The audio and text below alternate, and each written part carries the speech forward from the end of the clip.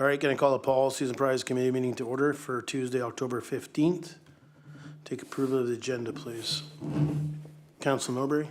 That all items in the October 15th Policies and Priorities Committee meeting agenda be approved as presented. Seconder, Councillor Clickash. All in favor? Carried. Adoption of minutes, September 9th, 2024, Policies and Priorities Committee meeting minutes. Recommendation, please. Councillor Noxana. That the September 9th, 2024 Policies and Priorities Committee meeting minutes be adopted as presented. Seconder, Councillor Clickash. Any errors or omissions from council? Staff? No. Thank you. All in favor? Carried. Any business arising from the minutes, council? Staff? No. Thank you.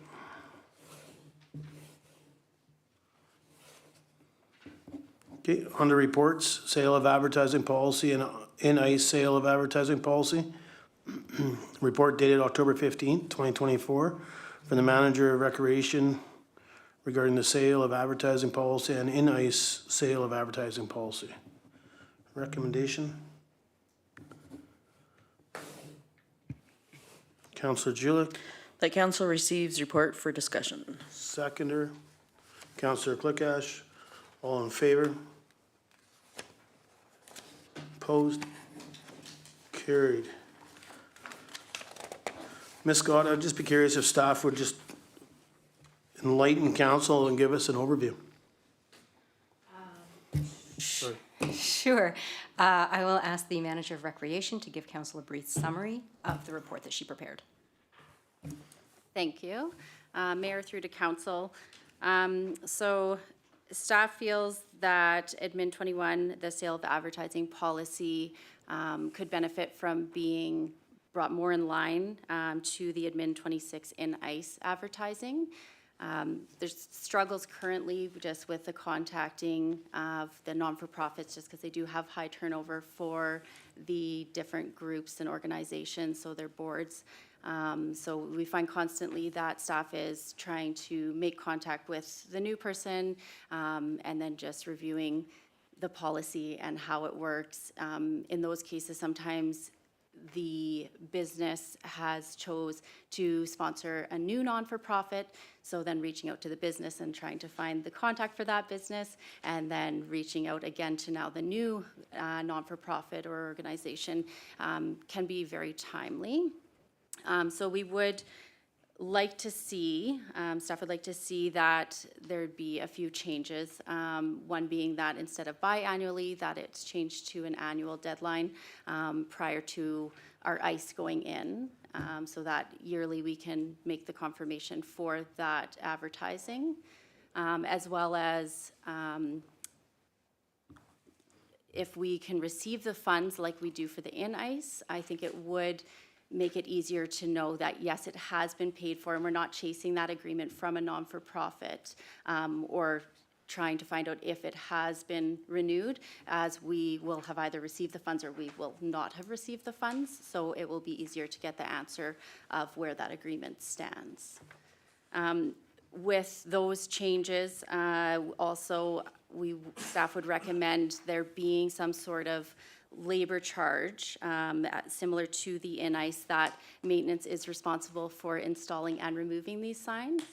So if we had the labor charge current to what our wages are, that could be added to the agreement for 1 hour labor, which would cover the sign being put up as well as removed at the end of the agreement. If that is everything that council wants to see as a change or agree to those changes, then it would just be updating the agreement that is part of the policy to reflect those changes as well. Okay, thank you for that. Just some clarity, Ms. Scott, if I may. We talk about charging 1 hour for the signs. I'm assuming that's for inside the arena, but also how about the ball diamonds? And that would cover the cost of install, but also removal if the business decided not to renew their sponsorship with whatever nonprofit organization they decide. Is that correct? That's correct, that we would want that fee to cover all of those costs. Okay. And it will though, like charging out 1 hour will cover those costs?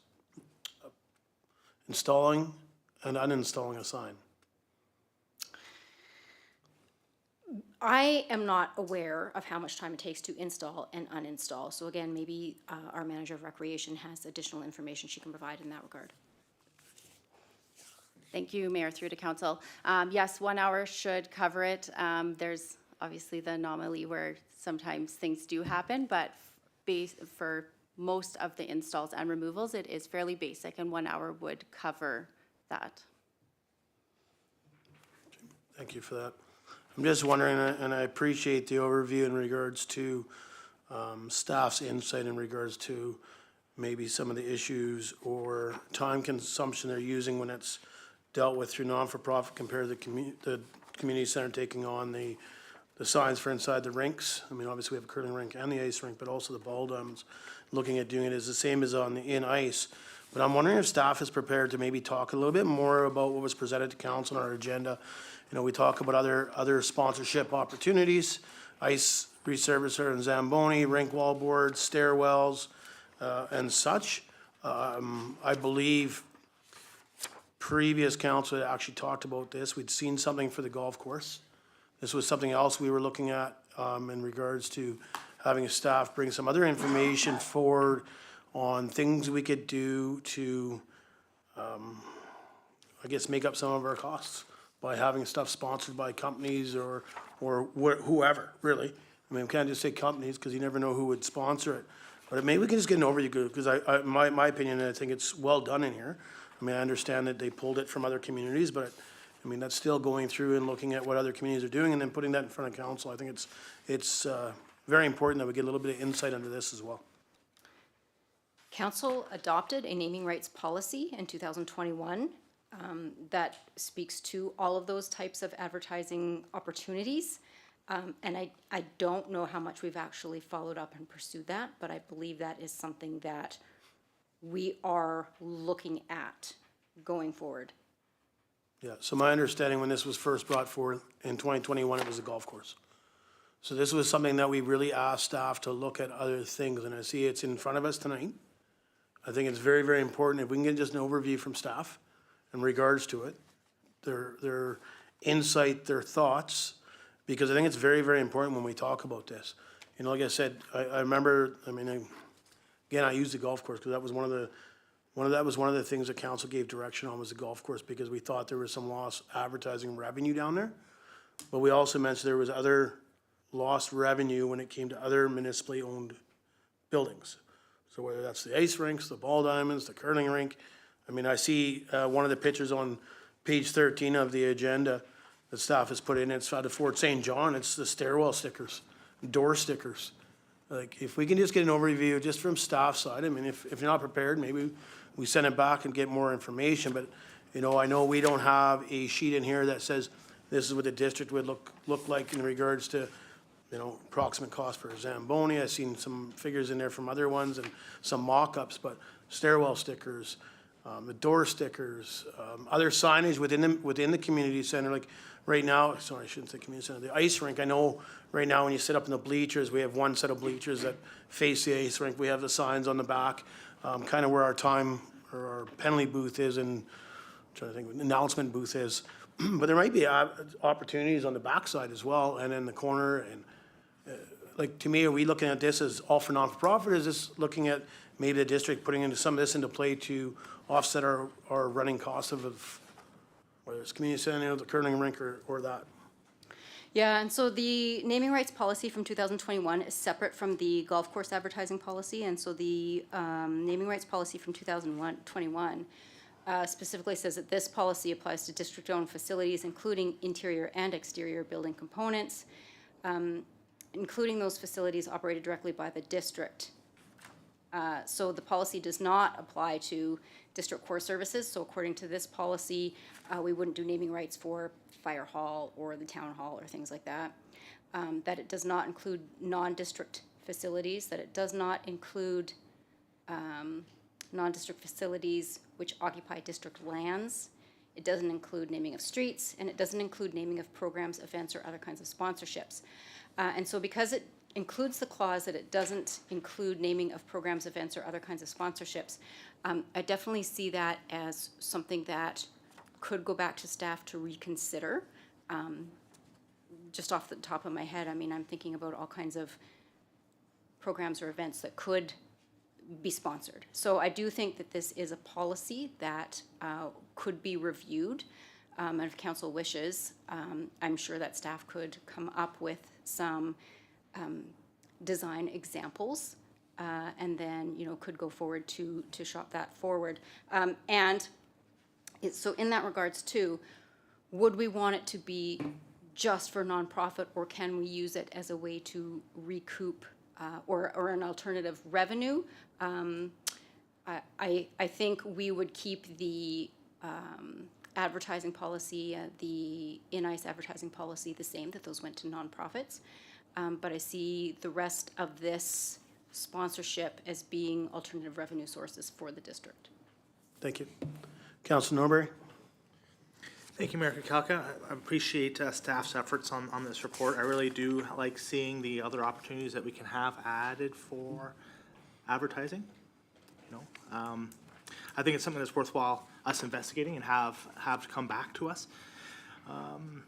Because, yeah, we got to look for all ways to add to our revenues to reduce costs, overall costs of the district. So I think it's a great idea. And also, you know, my experience only aligns with the in-ice advertising agreement and policy, excuse me, and that seems to be working well. And if we want to align 21 with 26 to emulate that, I think it's a great idea, as we already have the blueprint of what works well. So let's continue down the path of success and replicate it. So, yeah, I mean, you know, I think staff might have created some more work for themselves in showing us what we can have, but I think it's a great initiative.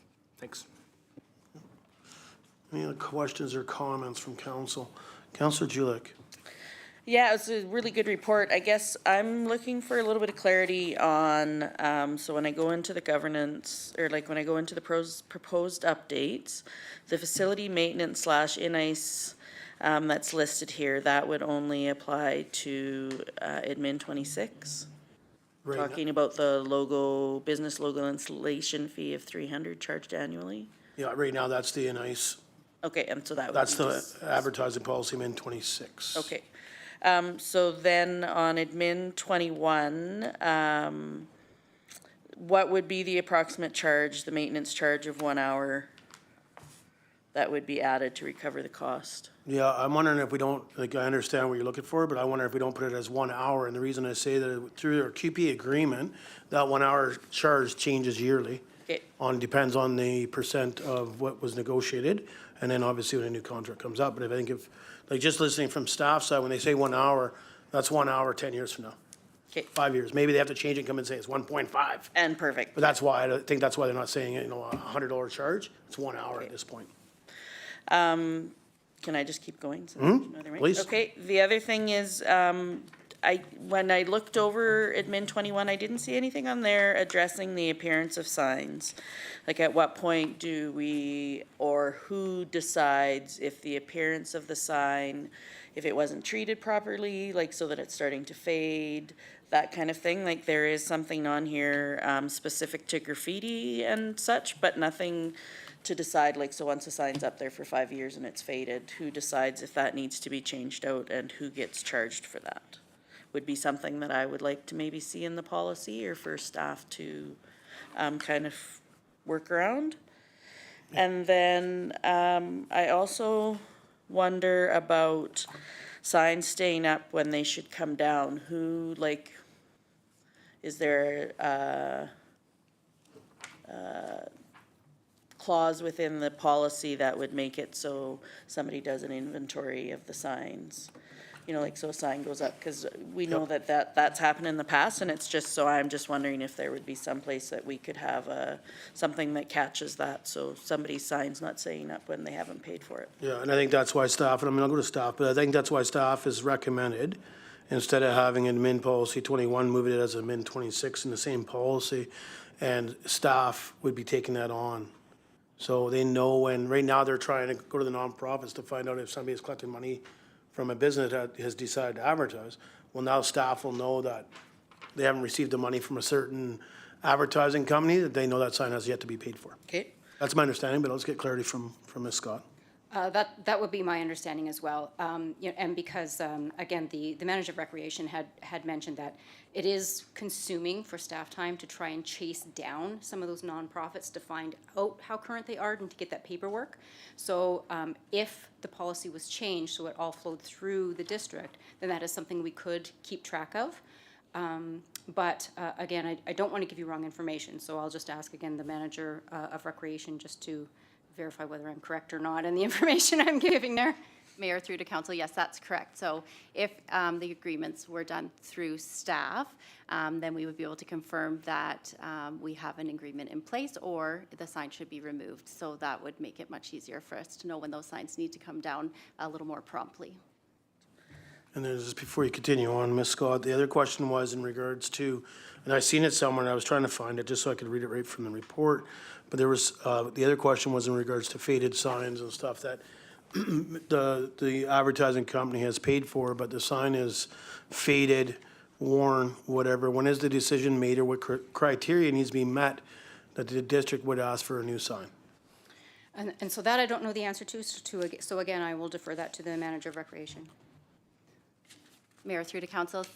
Yes, so our in-ice, when somebody purchases a logo, they are guaranteed the 2 years, and then it depends on condition of their logo if it's still able to be placed again or if they need to purchase a new logo. So looking to update the agreement to have something similar to that.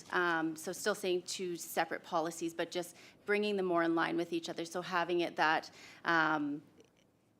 we're going to check the integrity of the sign, and we would let them know if it does need to be replaced. So just trying to have similarities in language between the policies of kind of being able to keep up to date on their sign. Thank you for that. Councillor Julie. I would also echo Councillor Nerber and Mayor Kakauka's comments in regards to the other possibilities for advertising. So I'm grateful that those were brought up. I think that that's a good way to continue. I think just even giving businesses an opportunity to show some community spirit and that it would be going to the community. I'm fine to wait and see what finance and everybody has to say about where the money should go and all of that good stuff. And then finally, on page 25 of our agenda, the procedure says the district will notify groups, April and August. Obviously, I'm way in favor of just doing this annually instead of biannually. I'm just wondering, to me this, and I guess I'm looking for some feedback too, this just seems onerous to the district again, and I feel like the expectation needs to fall within the nonprofit group. That they are the ones that will notify, like, so that they know that that fundraising opportunity is there. And then, like, so I can see where the district would contact groups to request updated contact information.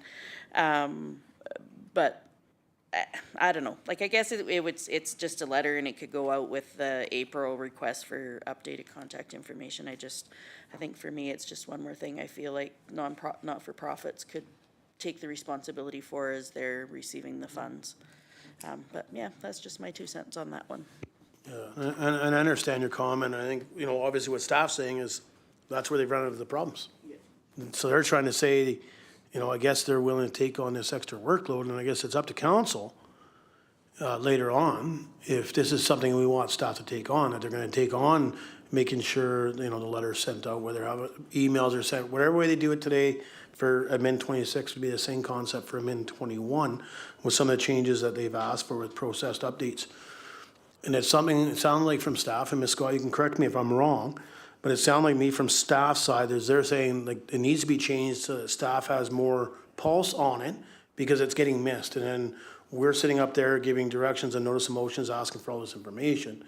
And then now staff has to go back and circle back to these non-for-profits to find out where they're at. Because there's a switch over on the non-for-profits on the boards as they have their AGMs all the information isn't getting back to the municipality, and that's why we have signs that are up on, whether it's the ball diamonds or maybe within the hockey rink, that maybe have not been paid for because of the flip over of volunteers on the boards, after they have AGMs, it's what's, and that's my understanding from staff, is what they're saying. That's why they want to make some of these proposed updates to admin 21, like they have in admin 26, keeping both, but just the updates to make it more similar to admin 26. Yeah, so that although there will be more work for staff to follow up with the businesses like they do with the in-ice, it will actually be less work overall than it is tracking down the non-profits, getting the information, the sign forms. So although it is creating more work on this side, it's saving work on the other side. Yeah, makes sense. Councillor Julik? So do you, so does staff need a motion for us to say, yeah, go ahead with your proposed changes, or? Yep, we'll eventually be giving some direction there, what we want to see for sure. Okay, Yep, at any point, no, at any point. I would like to make a motion that we tell staff to go ahead with their proposed updates. Okay. Proposed updates, just the ones that are listed, or whatever they decide for proposed updates? I would think whatever, like, they've got the ones listed, but I think whatever they wanna, like, they know better than we do if, after this conversation, they want some other ones. Yeah, Cause it's so, gonna come back to us anyways. yeah, so I think what we need to say is the proposed updates that are within the agenda, Okay, right, what their recommendation is at this point, because if they come something with new, this is a policy that we're putting out there, that we're gonna expect staff to follow it. So if we just tell them to add whatever, we might see the policy coming from us for approval, but maybe we miss some of the ones that weren't talked about. And then we have to come back and change it later. okay, so you think it's better if I just say the proposed updates within the report? Yeah, on page 8. Okay. I so state. Seconder, Councillor Norbury. Discussion? Okay, and the reason I say that is that way, if there is something else that comes up, it'll have to come back before it goes into policy. Oh, okay. That's why I say that. Councillor Clickash. Thank So you. do we think that somebody's gonna go to the rec center with a vehicle, town vehicle or whatever, pick up the sign and take it down to the ballpark, hook it up onto the fence of the ballpark, then next year or 2 years later, they go back to the ballpark, unhook the sign, put it in their truck, take it back to the rec center and store it or whatever for 1 hour? That's what staff is recommending, 1 hour to install and remove. Don't believe it. Motion hasn't been voted, but you want to put an amendment? Put an amendment. I'd like to make an amendment that they charge 2 hours instead of 1 hour for installing and removing the signs. Okay, seconder on the amendment, Councillor Hoffman. So we'll be debating the amendment. The amendment is charging the 2 hours for placement and removal of a sign for advertising. Councillor Noxana. Thank you. Well, I see the value in charging more hours from our side, more money to cover staff time. We're also talking about a $500 agreement. So if we are charging several $100s to install and take down this sign, I feel like many companies will find that cost prohibitive. There's too many administration fees for what they're getting. What they want is to support not-for-profits in our community and not pay admin fees. If they wanted to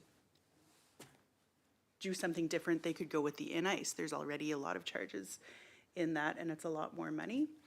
So I think that we need a better balance than that. Okay, just before I go to Councillor Norbury, I know we don't want to put an amount there. We talked about that of the agreement. Do we have an approximate what we could find out what we're, right now, approximate an hour's worth of wages is at this point? I'm not sure who installs it, if it's maintenance or whoever, but do we have that amount? I do not have that information, but again, I will ask the manager of recreation if she might have that information handy. Mayor, through to council, I do not have the exact figure. I believe it's approximately $54 an hour currently. Thank you. Yeah, and I don't think we have to get exact. I think if we get an approximate, I appreciate that, just so we know what we're talking about. Councilor Norberry and then Councilor Hoffman. Thank you, Mayor Kakalka. I can appreciate Councilor Clickash's comments, but, my thoughts go to, staff on the ground making the recommendation. Is it the ones who are the ones actually installing and uninstalling, and they feel that an hour is appropriate? I'd be inclined to listen to their expertise, because they may be able to find cost savings with doing 2 at a time, right? So 2 hours, 2 signs, right? So, yeah, I trust their decision on this one, so I'll be against. Thanks. Thank you. Councilor Hoffman. Thank you, Mayor. Notwithstanding $54 charge-out rate, we'll leave that for another discussion. But I have to agree with Councillor Clickash. I just don't see how a 4x2 or a 5-foot by 3-foot signs being installed by one person in 1 hour. There's probably 2 people going out, and there's probably going to just, depending on the situation and all that, I do think we need to cover our costs.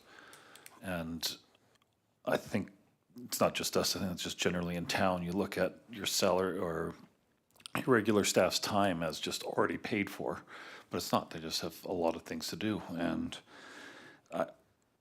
for an extra $100, they're going to have to print the sign. It's going to be a relatively large sign. The money's already being spent, and I don't think we should be subsidizing this when we're already providing a benefit. So I actually agree with the 2 hours. Thank you. Thank you. I got myself and then Councillor Clickash. A couple comments I'll make is the signs are actually paid for by the person that wants to advertise. So whether that's a business or another organization that wants to have a sign, they pay for the sign.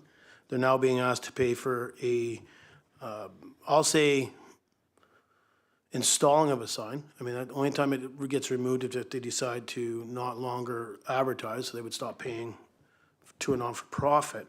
The other thing I'll mention is we are not looking at biannually, we're looking at annually. So if there's any signs to either install or remove on whatever date that's gonna be, it's all being done at the same time. So if there's 4 signs going up and 2 signs coming down, it's being done at the same point. So every sign person would still be paying that amount, and that sign may never, ever get removed. So, that's my comments to that. When staff comes forward and says they say it's an hour, I would assume they've done some background check and talking with staff that have already had to install these signs, because staff installs them today for no money. So they've been installing them for, I'm not sure how many years has this been going on, 10 years or 8 years, for no money. So they've obviously had some discussion with employees that find out approximately what they fear for time allotment per sign, and they say it's an hour. So to me, I feel the same way, as I have to support what's coming from staff. And I also think, whatever way this goes, if it doesn't go the right way, that from the amendment and stuff, this is something that we could also ask our CEO just to keep a pulse on that. Oh, it is actually taking 2 hours, or it's taking 2.5 hours, and that can come back to council and it can be changed then again, would be my guess. Ms. Scott? Yes, absolutely, yeah. Thank you. Councillor Clickash. Yes, but they may not be taking that sign down for 2 years or 3 years. So that means another hour, right? So are you gonna charge it up front for 2 hours, or charge it up front for 1 hour, or what are you gonna do with that? Yeah, so what it, I don't understand how somebody can do this for next to nothing, and it's costing the taxpayer money. So I think the taxpayer shouldn't have to pay these. yeah, so They're already giving out enough money for the different groups in town that are maybe putting these signs up. I don't know. So my understanding of the policy that staff has proposed here, Councillor Clickash, is the hour will be charged at the same time that the business or organization was to come forward to say they want the sign. It'll be the $500 plus the cost of your sign from wherever the location you get it from, plus the hour that staff is recommending within the policy. The amendment is 2 hours, that's what we're debating, if it should go to 2 hours and not 1 hour. But it would all be paid up front at the same time as the sign is decided on by the company or organization that wants to do it. Good? Any other discussion in regards to the amendment? The amendment is to charge it as 2 hours up front. Okay, gonna call the question on the amendment. All in favor? Opposed? Councillor Dussault, Councillor Julick, Councillor Noxana, Councillor Norberry, and Mayor Calcker opposed. The amendment is defeated. So we still have the motion on the floor that Councillor Julick put on the floor, and that's the motion that we give direction to staff to make the updates to admin policy 21 with the proposed updates on page 8 at the bottom. It looks like there's 4 of them, plus the hour thing, so I guess 5 that I can see, and there's some other wording there. Any other discussion in regards to the motion that's on the floor? Okay, gonna call the question. All in favor? Opposed? Councillor Clickash is opposed. Motion carries. Any other motions? Councillor Norberry. Thank you, Mayor Kakalka. A motion for staff to prepare a report outlining additional advertising options listed in this report. Seconder, I'll second that. Any discussion? And I think just for clarity for myself and I guess for the rest of council, Councillor Norberry, I'm assuming we're talking in regards to page 10, 11 and so on, that talks about Zamboni, ice boards, stairways, all that stuff? Yes. Any discussion from council? I guess, Ms. Scott, I just, question for you. When this comes back, will we also have a draft set up of what we would look at charging for those? Just like it has from other communities within here? Will we have that in the same report so we know what we're looking at? We can include that, yes. Okay, thank you. Okay, gonna call the question. All in favor? Motion carries. Any other motions in regards to sale of advertising policy and in-ice sale of advertising policies? Okay.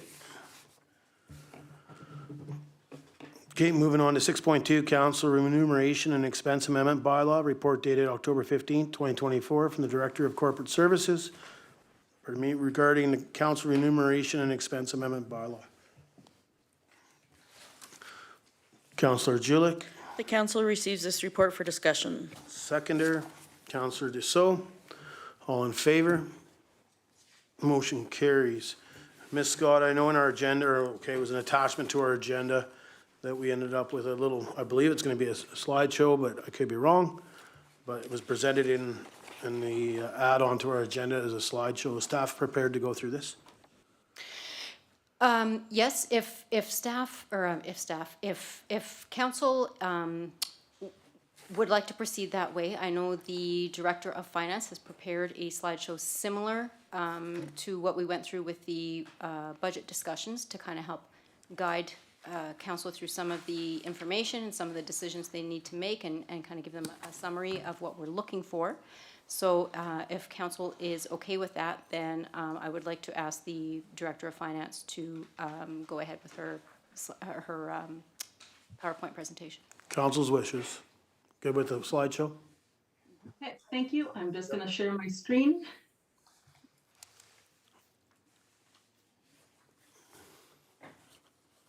Can everybody see the beginning of the slideshow? We can. Okay, perfect. So I'm going to sort of take you through step by step, and council, feel free to make decisions along the way. We're going to sort of go step by step, just like we did the last time. So to start off with, we're looking at the first slide, which council at their October 8th meeting was able to reduce their budget by $46,000 or 14%. So council's current total budget for 2025 is $279,204. And this means that council, if they wanted to stay within their 5.2% mandate, they could add up to an additional $62,900 in expenses and still meet the 5.2% mandate. So if council was to approve everything that has been outlined in the report, which is $1,000 to each councillor, CPI increase for councillors up to 2024, a CPI to maximum, actually that should say 4% for 2025, benefit package and cell phone, the total cost is $51,745. And as this is less than the $62,900, council could approve all of the options within and still stay within their mandate.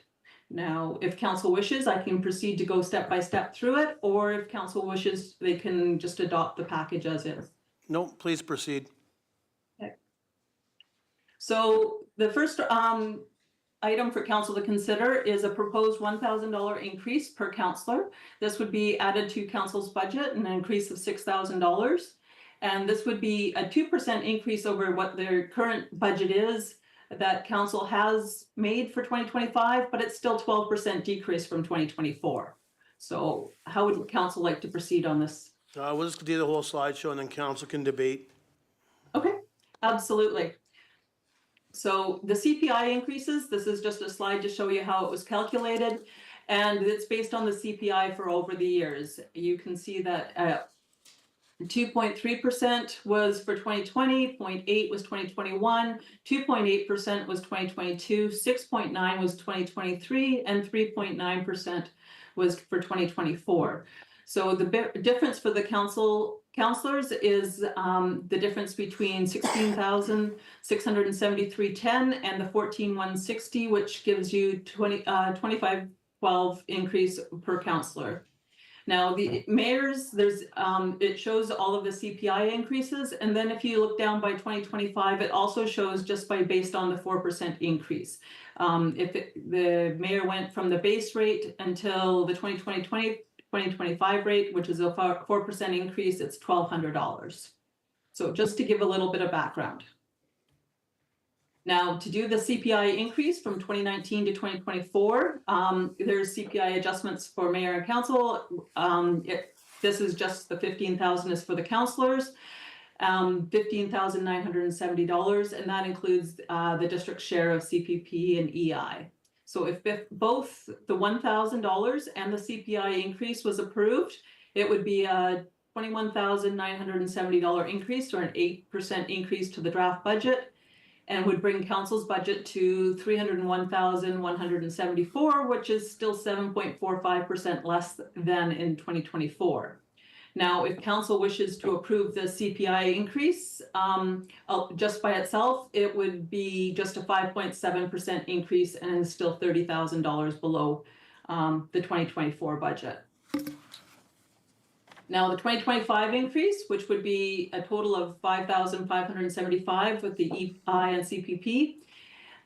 This includes the increase for the mayor as well, which is the 4%. This, if it was approved with just the CPI and the 2025 increase, would bring council's draft budget to 8% less than the 2024. Now, if council chose to do the $1,000 to the council members, the CPI plus the 2025 CPI, it comes up to $31,000, which would be 4% less than their 2024 budget.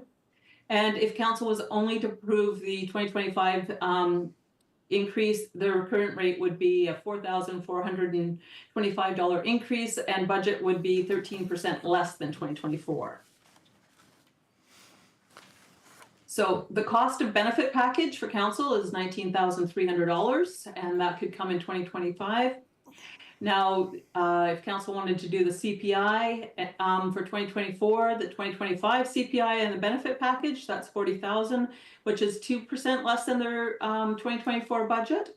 And if they chose to do the $1,000, the CPI, the 2024, the 2025 CPI and benefits, it would be $50,000 to bring council's budget to 1% less than 2024. And if council only approved the benefit package, it would be an 8% decrease in their budget from 2024. So there's a couple of options, as you see, as we go through these, letting council be able to pick and choose various decisions. Now, the last one I have is the cell phone, and that would be a cost of $4,200 for the councillors. Plus, at the October 8th, council recommended bringing $700 in for the mayor and having that all in one amount, which has now brought the amount up to $4,900. So with the CPI to 2024, the 2025 CPI, the benefit package plus the cell phone is $45,745. And council's draft budget is 0.1% less. Now, when you add that to the CPI, the $1,000, the 25, and the benefits, it would bring it to $55,000, and it would be an increase to the council's budget of 3%. So it would be 3% higher than what it was in 2024, but it's still within the mandate. Now, if council only wish to approve the cell phones, plus the CPI increase for 2025 and the benefits, that's 33,000, or a 4% decrease in their budget from 2024. So those are the options. I'm happy to go back to any slide if you would like to see what those options and the impact are. I'll now turn it over to council for deliberations. Thank you very much to staff. Any questions from from council in regards to the presentation?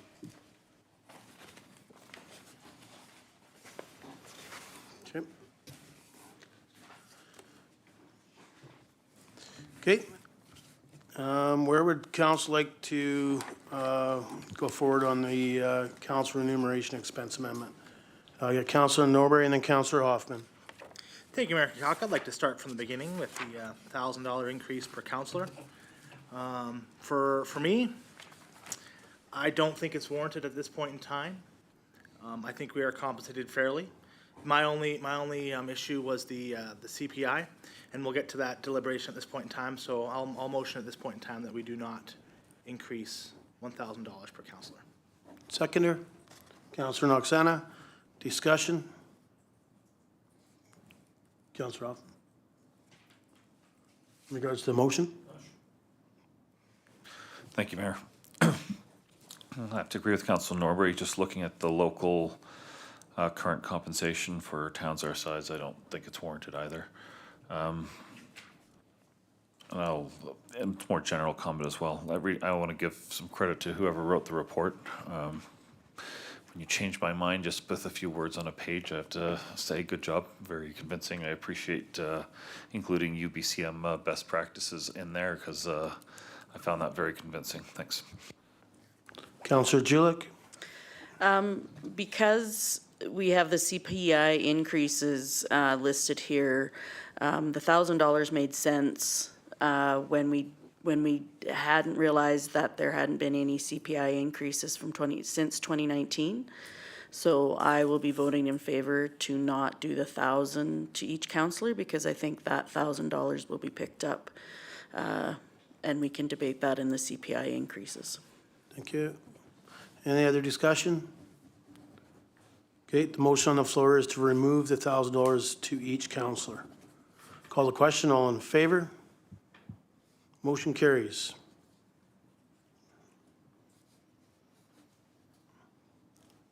Any other motions from council? Councilor Julik.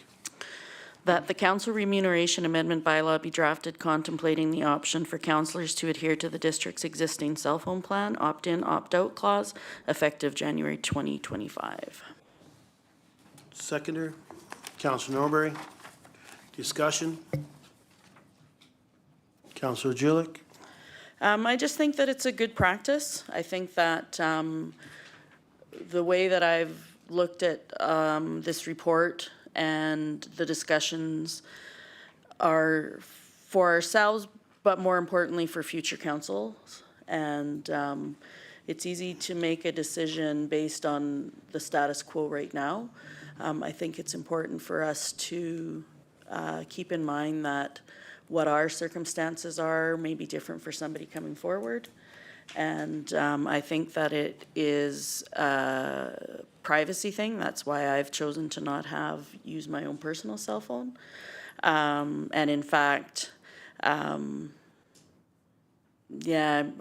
there's something else never mind. I just think it's a good option. I think that everybody should have the option to have a different cell phone available to themselves when they're dealing with confidential business of council and their own confidential business. Thank you. Councilor Norbury. Thank you, Mayor Kachuk. I think, like for myself, when these opt-in, opt-out clauses, I'd like them to be opt-out. They would be default off versus on, right? Because like for myself, I would want to be opted out, and I'd hate that if I forget one year, suddenly a cell phone shows up with a cell phone plan on my wicket. I don't particularly want that, but you know, for myself, I can absolutely appreciate individuals' desire for privacy and confidentiality, especially in the public arena. I think it is important for us to maintain lines, if you will, between our professional and personal life, and having a cell phone for each of those, I think, is appropriate for people who want that. And, yeah, if there ever was an investigation, somebody could come in and walk up and take your cell phone, which, has all your information on it. I can appreciate if somebody doesn't want to take that risk level home every day. So I would support that, as long as it's shown in our budget. Thanks. Thanks. Ms. Scott, I just want to confirm that nobody would be opted in for a cell phone unless they came forward stating they wanted one. Correct. Thank you. Any other discussion? Okay, can I call the question on the motion on the floor? All in favor? Carried. Any other motions council would like to make?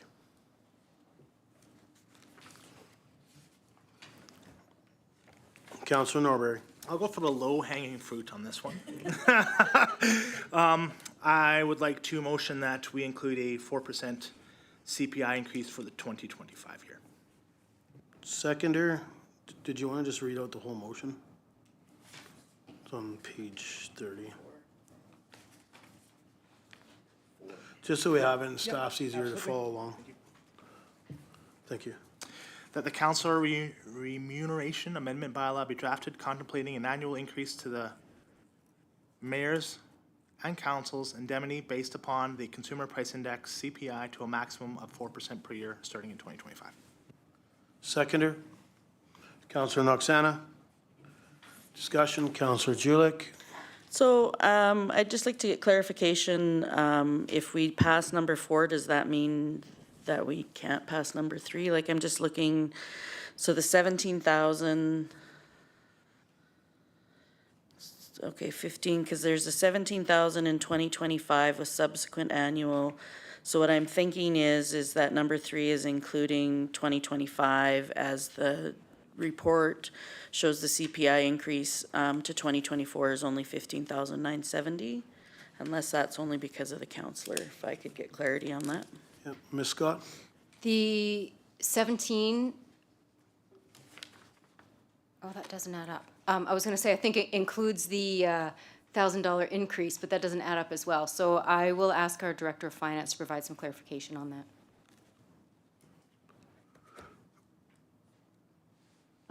Through the mayor to councilors, hold on a second. I'm just going to stop sharing my screen so then I can see what you guys have on your report. I've got it showing right here. Okay, so for number 3, the council indemnity to 17,673. That amount is based on $15,000, which is the CPI increase for all of the councilors up to 2024. It includes the 1,259.48, which is 4% for the mayor. And then it's also included the $1,000, which is making that $6,000. So that's where the extra comes to, is the $6,000. Thank you. So just clarity, it's to have the back date from 2019. Yeah, it's got the back date in it in the 17,000. It's got the back date to 2019 for just the councilors. A 4% increase only for the mayor, plus the $6,000. Okay. Councillor, do you like that clarity? Yeah, I'll, so, yeah, I can still make motion number 3, so I can vote on the 4. Okay, thank you. Councillor Hoffman.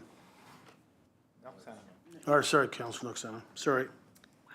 Whatever. Thank you. Just speak. I'm in favor of the motion on the floor because I feel like motion 3 deals with a lot of back pay that some of us weren't even here to make a decision on. I wasn't sitting at this table. I couldn't make a decision in 2019, 20, 21 on why those CPI updates weren't done. So I don't feel like it's fair for us to now go back and say, they should have done it. I would like those. I feel like 4% is a nice capped number for this year for mayor and council to keep up with CPI this year, which is what we're dealing with. Thank you. Any other discussion? So I'll make comment as well, and I totally agree with Councillor Noxana that how do you go and look at trying to, even though there was a motion back previously to do the CPI increases, it was missed.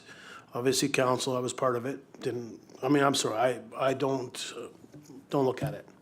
So to me, to try to say, oh, we need to go back and get reimbursed, I'm not in favor of that. To me, I think we're trying to put something going forward to make sure that it is fair for all elected officials, the elected officials that are here today, but also the elected officials that will come later. The only thing I would state that, to make sure that we haven't lost it, and I guess just clarity from staff, because I will make an amendment if I need, but it says starting in 2025. Should we state that 2025 and going forward? Ms. Scott? For a CPI increase, Correct. it's already written into the remuneration bylaw that you should be getting that CPI increase. So Okay, so then I'll rebuttal that one, the same thing, then why are we even putting this motion on the floor?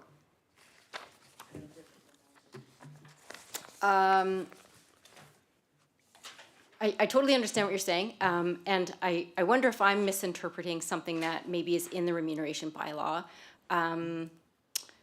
I will ask the Director of Finance if she has any insight into why we may need to be adding this now if it's already in the bylaw that they should be getting the CPI increase. The reason it's being a motion right now is because the way the report has been prepared is based on this, 4% not moving forward. It's, based on the past and not moving forward. So the rates that are used actually in this report, for the 5,575 is based off of an increase between 24 to 25 if the CPI adjustment's in there. So that's where the 5,000, so the number would be different if the councillors opted to do the 4%. So it's an option that wasn't included in the report. So just for clarity, Yeah. we don't need to add a clause to the current remuneration bylaw to make sure that they're getting CPI increases annually because it's already in the bylaw, correct? Okay. Absolutely. But so for 2025, because it's already in the remuneration bylaw, it shouldn't necessitate a motion at this point for them to get the CPI because it's in the bylaw. Not if both mayor and council only want that 4%. Okay, thank you. Councillor Julik? When do we get the 2025?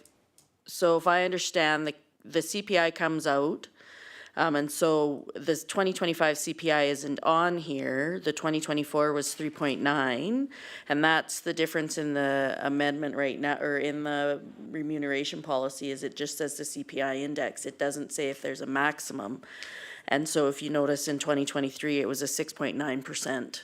CPI index, and so if we just left it, the remuneration policy as is, we would have automatically gotten a 6.9%, and it wouldn't have been capped at 4. So I think that's why it's important to have the motion today. I'm just wondering though, so the 2025 increase, would it change when the 2025 CPI index came out? Ms. Scott? CPI came out? If it was less, it would. The motion is for a maximum of 4%, correct? So it would not be more than 4%, but it could be less than. Follow up? Oh, yeah, so what we have here right now is showing a 55.75. Oh, so that would have been based on the 4%. Gotcha. So it could change. So we wouldn't necessarily see an increase in January. It would come out whenever the CPI comes out, because I have no idea when that comes out, and I see. Ms. Scott? As to exactly when it was applied, I can't answer that. I will ask the Director of Finance to provide that information. So just for council's information, CPI usually comes out in February, but we backdate it to January. And right now, you're looking at 2.6 up to, for the last 12 months to September 2024 is what the current CPI is looking at. Follow up? No, I'm good. Okay, thank you. Councillor Hoffman? I might have lost the plot a little bit here. Maybe I misheard the motion, so if I could ask for the motion as currently on the floor to be reread, I would appreciate it. Yeah, the council remuneration amendment bylaw be drafted, contemplating an annual increase to the mayor's indemnity based on the consumer, that's the one? Oh, and council, sorry, it just doesn't say it that way. And council's indemnity based on a consumer price index up to a maximum of 4% per year, starting in 2025. Okay, so half recalled right. So it is in fact for mayor and council, and it does state a maximum, not as a flat 4% when as read. Okay. Up to a maximum. Okay, no, thank you, appreciate that. So so the current, as I understand what we've been going over, the current, there is no restriction on maximum currently, so that's what we're really implanting here. That's the extent of this motion, is to put a maximum of 4%. Is that a fair? Okay, thank you. I'm Yep. good. Any other discussion? Gonna call the question, all in favor? Motion carries. Any other motions from council? Councillor Jilek. And I'm just bringing this one forward because it's in the report, and I think it's important that we still have a debate on it. So number 3, that the council remuneration amendment bylaw be drafted contemplating an adjustment to the councillor's indemnity. I'm not going to put a price amount in there because I want it to read for 2022, 23, and 24. And then I would leave it at that, as number 4 takes care of the rest. Okay, do you want to finish it? 2022, so no amount. So the council remuneration amendment bylaw be drafted contemplating an adjustment to the councillor's indemnity to include CPI for 2022, 2023, 2024, Yeah, with the scheduled annual increase based on the consumer index up to a maximum of 4% per year? Or what? yes, Or you're just yes, good with that? because because I don't want 2023 shows 6.9. So I would rather up to a maximum of 4% each year. Okay, can you just reread that out for me before we get a seconder, Okay. please? Sorry. That the council remuneration amendment bylaw be drafted contemplating an adjustment to the councillor's indemnity to include CPI increases of 2022, 2023, and 2024, up to a maximum of 4% per year. Thank you. Seconder? I'll second it. Discussion? Councillor Noxena? Thank you. I'm not in favor of the motion on the floor. I think we are all sitting here at this table through all of these years. If we felt like we should get the CPI increase to our wage, we should have spoken up and advocated for that sooner and pushed for that. I know that this is a policy that's come across our desk several times, but I feel like this year is the year that it seems to be, I don't know, have more movement or more discussion surrounding it. In 2022, we knew what our wages was, or were going to be walking into the position. I think it's unfair of us to go back now and say, I want that increase. Thank you. I got myself and then Councillor Julik. I won't be supporting the motion on the floor. I understand why Councillor Julik put it on the floor. But at this point, I think moving forward, it captures it again, even though it was missed previous years. So be it, let's move forward. I think with the previous motion that was put on the floor is moving us forward. There was a motion earlier that, and I think I was the one that pushed this. I put this forward as a notice of motion in regards to an increase to council. Council doesn't want to support it. That's fine. I appreciate council's debate and concept, so I fully support what you guys' plans are. So I won't be supporting this. I don't think we should be looking at going back for council. I tried to support council another way, and I'm just going to move forward, so I won't be supporting the motion. Councillor Julik and then Councillor Hoffman. And for me, honestly, I agree with everything everybody said. I just thought that it was, staff had done the work on this. I thought it was worth us having a conversation about it. I think it's important that when things come forward, that we discuss them, and we discuss them in a public way. I agree, like I say, with what you guys have said, so I won't be supporting my own motion either. Thank you. Councillor Hoffman? Okay, Councilor Norbury? I'll repeat for you, Councilor Hoffman, don't worry. Yeah, you know, for myself, I advocated for staff when, you know, when they get their agreements done, you know, they should be getting their cost of living increases every single year. Absolutely support that for them. But for myself, I just can't do it, you know. I feel that I'm fairly compensated at this point in time. Taxpayers got a good deal, you know? A bank error ended up in their favor. So I won't be supporting the motion on the floor. I can appreciate that we should be having a discussion, but at this point, I just can't accept it. And I just want to make sure moving forward that it shouldn't be put in front of council to say, hey, do you guys want to get your increases? No, let's just keep up with the cost of living. Thanks. Thank you. Any other discussion? Okay, the motion that's on the floor is the council remuneration amendment bylaw be drafted contemplating an adjustment to councillors' indemnity to CPI increase based on the consumer price index up to a maximum of 4% a year from 2022, 2023, and 2024. I'm going to call the question. All in favor? Opposed? All of council and the mayor are opposed. Motion is defeated. Any other motions from council? Councillor Hoffman. Move that council remuneration amendment bylaw be drafted to provide the mayor and councillors with the same benefit package as employees, including insurance, extended health and dental benefits with 100% of the premiums covered by the district, including for family members, effective in January 2025. Seconder. Councillor Julik. Discussion. Councillor Noxana. Thank you. I'm not in favor of the motion on the floor. There is no situation where part-time employees get paid 100% employer-paid benefit package. This is a huge cost to the taxpayers, and it would not be fair in a year, especially when we are trying to tighten our belts. Thank you. Councillor Dussault. Thank you, Mayor. I agree with the 100%. Maybe we could look at a different percentage rather than 100. I'm not sure, I don't know. I'll see what everybody else has to say first, and then I'll come back. Okay, thank you. Councillor Hoffman. Thank you, Mayor. Well, before I read the report, I was against this, but reading the report, I think we would be sort of in the middle of the pack on adding this compared to the other local ones.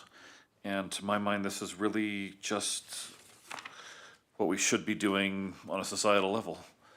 And the other thing that I had in mind was, what do we do to convince people to become, or at least to run for councillors? I can't think of anything better that anybody has stated that moves in this direction.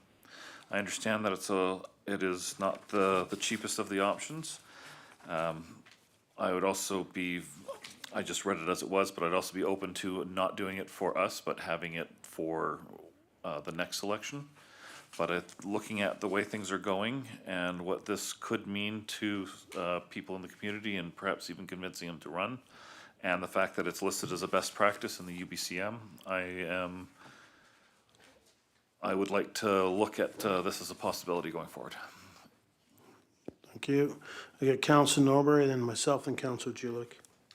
Thank you, Mayor Kakalka. My only question would be, is this a opt-in, opt-out option, or is this like default on? I'd say the way the motion was read, it's not a opt-in or opt-out. And that could be an amendment. Thank you, Mayor. I would like to make that. Clarification, but am I correct? It's not an opt-in or opt-out right now, Ms. Scott? I think it was the intention for it to be opt-in, opt-out. However, you are correct that the motion does not read that way. Okay, thank you. Thank you. I will reserve my amendment until councilors had a chance to speak. So I don't want to derail the conversation currently. Thanks. Thank you. Yeah, so I want to make a couple comments. One, I understand comments made by all of council. Again, we are elected officials. We are not part-time employees. I want to make that clear. We are elected officials. That is quite different than comments of part-time employees or full-time employees, because we're not employees. We are elected officials by the people of Tumbler Ridge. And I think that's very, very important to remember, and that's no disrespect to anybody, but I think it's very, very important to remember that we are elected officials. I also appreciate the report that's been put in front of us, and I think staff captured all comments and all the meetings we've had in PMPs or other meetings giving direction to bring it to a PMP. And, you know, UBCM best practices, I think I'm well aware that it was sent to all of us, and I mean, I don't think that is confidential, that it was sent to us in our emails by our CAO in regards to here is the best practice of the UBCM, and it's a report that is sent out by the UBCM. I had already received it, but I appreciate our CAO sending that back out to council to be able to have that opportunity to read through that in regards to the best practices, because it doesn't just mean it's for elected officials. There's some stuff in there that talks about staffing. So I think it's very, very important when we look at this. And like I said, my whole concept is what I was looking for. I looked at, I'll be honest, Councillor Hoffman, I know you use this, and I appreciate it. I didn't look at it when I said how I believed there is a gap between myself and council. And when I look at it, I don't ever want to say as an elected official, I put more time in than any other elected official in this room, because I don't believe that. Because I may not have liaison meetings to attend that other elected officials may have. I have other things. So when I looked at that, that's why I put it in front, and that's why I was looking at the gap. That's why I brought that part forward. So I think by bringing that forward in a notice of motion, it's really fleshed out a lot of other things. CPI being missed, no disrespect to staff, but CPI being missed. So to me, the cost of living increase for council or elected officials being missed. And seeing that now we've put it back in, moving forward, I think it's very, very important that it is there. It's that cost that has the increase. The concern I have with the motion on the floor that we have on it now would be family members. Again, this is not, to me, I'm an elected official. I am not an employee. To me, when we're trying to add family members to some extended benefits, to me, it would not add my family members as an elected official position, because if I have family that travel with me under my elected position, and whether that it's the UBCM, the FCM, the NCLJ, I pay those costs. I pay those extra costs. So don't get me wrong. Does the individual pay 50% of the room back to the municipality? No, they do not. That's covered by the municipality as the elected official needs a hotel room. If I so decide to take my significant other, that cost is obviously bared by the taxpayer. But if I fly or anything like that, that cost is bared on the elected official. So to me, that would be one thing, and I understand that people are looking at doing motions, or amendments, my apologies. But that is something I have an issue with is family members. The concern of 100%, maybe that percent can be changed a bit. I do believe, and I know I'd like to get clarity and stuff, and I know there's a couple council have questions, but I did ask this question a couple times now to our CAO. So I've seen some scenarios with other elected officials being on elected official business until the elected official business is complete, and you end up spending an extra night in a community and something happens to you, you have no coverage. But I just want clarity if we were able to look that information up. Ms. Scott? No, I do not have an answer for that. Okay, I appreciate that.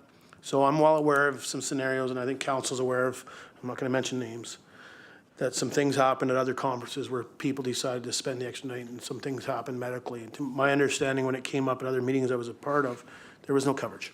That is very, very concerning, because the individual went there on his elected official realm. So I do believe that, to me, there's something that needs to be looked at, not just for this council, but for councils going forward. And I believe, I did use it, and I mean, I have looked at it, Councillor Hoffman, so I appreciate it, but I used it for the other thing. But, I think you see more and more communities following the UBCM best practices. We didn't do a snapshot of the whole province of British Columbia. We did a few municipalities here in the north. And, I'd say it's 50-50 or 70-30. Well, it's a little bit more than 50-50. So I think it's important to have that debate, and I appreciate the open debate with all of council. But, I think we need to make sure that, whether it's for us or for the next people that decide to run as elected officials, that there is something there for them, that if there is a concern when you're traveling. And when you're on actual district business, there is something, and I know Ms. Scott hasn't had an opportunity to go through it all and confirm it all, but it's if you stay the extra night because of flights or whatever, you're no longer on elected official business, your conference is done. So that was a scenario that has another municipality ran into. Get Councillor Julik and then Councillor Dussault. Yeah, I think all good points have been raised. I think for me, and I appreciate Mayor Kakauka talking the difference between family and singles and the opt-in and opt-out, because I agree. I think that it should be an opt-in, opt-out. I think that family should not be considered either. I think, like Mayor Kakauka talked about, were the elected official. Why I think this is important to include is because of exactly what Mayor Kakauka has talked about. And it's something that if you read a lot in politics, and particularly municipal or smaller size down politics, it's hard to get people to run for those positions. So if I worked full-time, for example, or anybody worked full-time, it would be difficult to do this job. And Councillor Norbury can correct me if I'm wrong, but but I'm thinking he's the only one right now who has a full-time job other than the mayor. Sorry, mayor doesn't have a full-time job. I looked at Councillor Norbury and they were like, well, shoot, the mayor does too have a full-time job. So, yeah, right, I'm sure. And I know myself, I have the flexibility, like, and I'm fortunate so I just think that there's so many different circumstances for people to sit around the table, and that to put up barriers seems less smart. I think that, if Councillor Norbury, I can make the amendments now should I do an amendment now before I keep? Can we just go to the two other councillors? All right. Go for a minute. Oh, okay, sorry, I forgot you had your mic on. All right, I think that it's a good thing going forward, and the major, and part of it is to encourage other people to come and do this job, and maybe choose this job over a full-time job someplace else. I think it's important, and you know, whether and that UBCM lists it as a best practice, I think is a good thing. That's our group of people who have come together. It's that board of directors who have recommended this. It's not just some fly-by-night. This is people, the board of directors have experienced this themselves. They also are elected officials, and so this is what they are recommending, and it's a fairly big outfit, that UBCM. So, yeah. Councillor DeSolon and Councillor Oksana. Thank you, Mayor. I agree with what everyone has said around this table. Thank you for saying that we are elected officials, not part-time employees. No offense. But I think it is important to follow this. It is a UBCM. And I will wait to see what the motion is that Councillor Norbury puts forward. And yeah, thank you. I'm in support of this. Councillor Oksana. Thank you. Just to your point about being covered if we're at conferences and traveling, if you look at the financial or budgetary implications, we have a counselor who's ineligible for this policy. So how are we covering everybody fairly? If we want to equitably ensure that when people are traveling for council business, they are covered for medical needs, we should be looking at a policy like a medical travel policy, which covers you when you're traveling for a specific reason for council. To the part-time employee, that's what we're paid. We're paid as if we were a part-time employee. We are not looking at full-time hours doing our council business. I understand that we're elected officials, not part-time employees, but I think we can all agree this is not a full-time job. And then I look at the cost. The sheer cost of this policy makes it something that I just can't get behind. This is going to be funded by the taxpayers, and it's just not something I can support. Thank you. Councillor Norbury. Thank you, Mayor Kakauka. Seeing we've had a robust discussion, I am going to make an amendment to the motion to include an opt-in, opt-out with a default off for this amendment. Thanks. Before I get a seconder, someone has a bunch of amendments. Would you be comfortable with removing family members, or you want to leave as? Yep. Yep, what?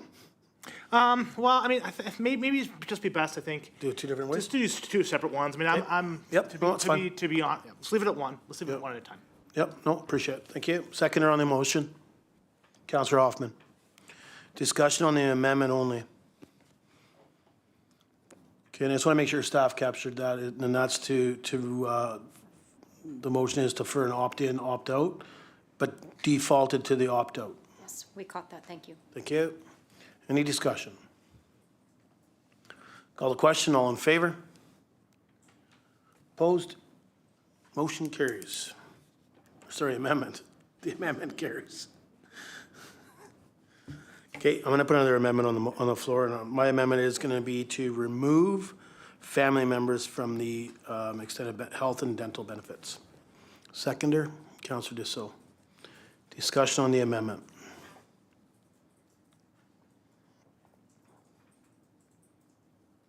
Okay, can I call the question? All in favor? Opposed? Councillor Hoffman's opposed. Motion carries. Sorry, amendment carries. Wow. Councillor Norbury. Thank you, Mayor Kakaka. So on the amendment as it is, you know, for myself, I include the opt-in, opt-out because, you know, for myself, I am fortunate that I have a family member who has good medical coverage and that'll cover us. So I find that's a way that I could help reduce the burden to the taxpayer. But on the motion as it stands for council today and council moving forward, I think as elected officials, we are chosen by our community to represent the community at this table, and it's furthering its interests. And I believe that the community wants to make sure that we remain healthy against disease, health concerns, anything. And I think they would support us in this. You know, and I sort of look at the type of people that would be inclined to run for this position. You know, they're traditionally retired. You know, we only have one retired. Two retired individuals at this table. And people who may work non-traditional jobs, and they may need that. And I want to support them currently and in the future to make sure that they are taken care of. And I think our community would support us in that. So, supporting the motion. Thank you. Thank you. Any more discussion on the amendment and on the amended motion? I'm gonna make a couple comments. And my thing is this gets forwarded, this isn't getting passed, it gets forwarded to another regular council meeting. That gives opportunity, I love PMPs for that reason. It's fairly open debate, pretty relaxed debate. It gives us all an opportunity to listen to our constituents, and that's our local residents of Tumble Ridge. I think that's really, really important. So I know last time I put this on a motion, I never heard one negative comment, and I'll make sure that's very, very clear out there because it was all positives. Everybody couldn't believe that we didn't already have it. They all assumed we had it. So it was something to see the feedback from that. Now, I'm not saying every resident watched our meeting or heard about it, but I make sure I talk about it everywhere I go. What's your opinion? What's your thoughts? You guys don't have that? People were surprised.